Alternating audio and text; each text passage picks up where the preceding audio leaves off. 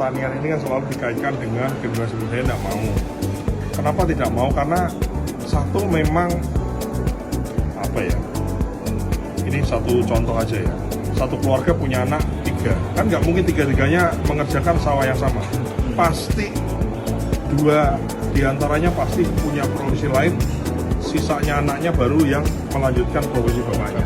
Karena kalau dibagi terus, lama-lama lahannya habis sisanya, sehingga kelihatannya anak muda nggak ada yang, sebetulnya ada gitu, tapi memang tidak banyak. Nah, yang kita inginkan adalah anak muda ini bukan hanya di sektor produksi pertaniannya, tapi juga terlibat dalam hal misalnya ekspor produk-produk pertanian, menjadi pengusaha di sektor pertanian, menciptakan bibit yang unggul di sektor pertanian, menciptakan satu teknologi genetika misalnya di sektor pertanian. Jadi kan, dan penemuan-penemuan sains ini harus dikomersialisasi gitu loh. Kalau nggak sustain.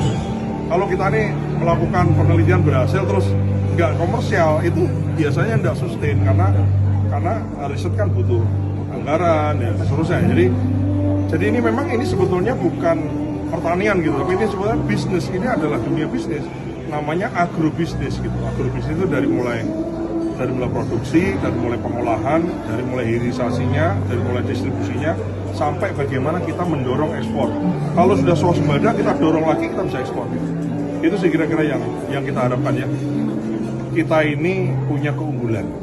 Keunggulan kita sumber daya alam. Yang kaitannya dengan kita adalah pertanian.